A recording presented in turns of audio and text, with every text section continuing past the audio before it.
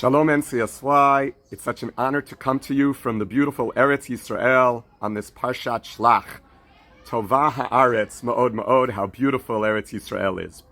We know that in this week's Parsha we have the famous story of the spies that Moshe Rabbeinu, that Moses sends into the land of Israel to check it out, to spy it out, to make sure that Bnei Yisrael, the Jewish people, will in fact be able to enter and conquer and then settle the land. We all know this story by the name the Meraglim. It is the sin of the spies, Chet HaMeraglim. However, the Torah does not call these people the Meraglim. It does not call them the people that were sent Liragel et haaretz, but rather Latur et haaretz. The word Latur does not mean to spy. It means to be a tourist. In modern Hebrew, that's a tayar, to go look at the land. And therefore, what's the difference? Why do we refer to them as the Meraglim when really the people were going only Latur? It's a pilot trip. What's wrong with that?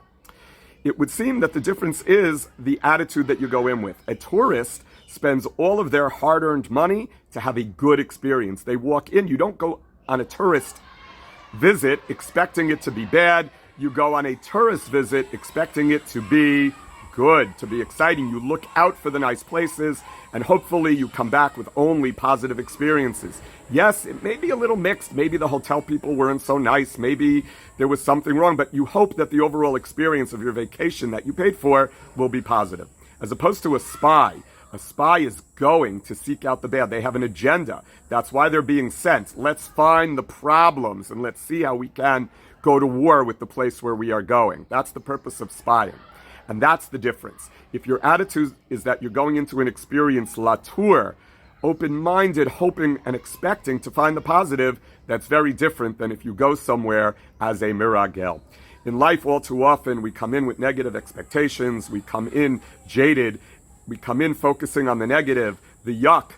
Well, rather, we should be focusing on what are the positives available to me. Sure, there's going to be challenges. Sure, I have to live out of a suitcase. Sure, it's not the same as.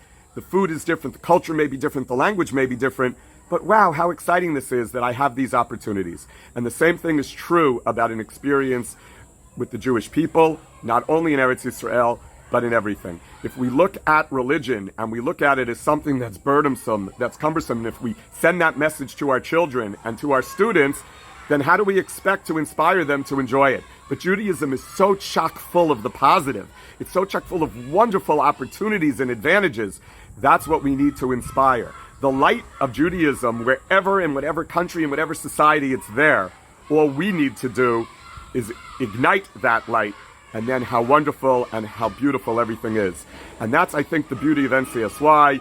It's so easy to look at the Jewish people and go, ugh, the assimilation and the lack of value. No, the Jewish people is wonderful.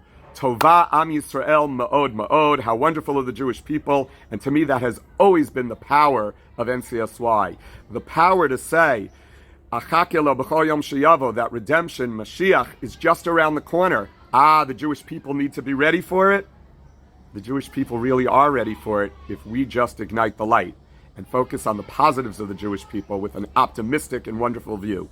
NCSY and NCSYers, keep doing what you're doing and always look Latur and Chas v'Shalom, not to Meragel. Shabbat Shalom.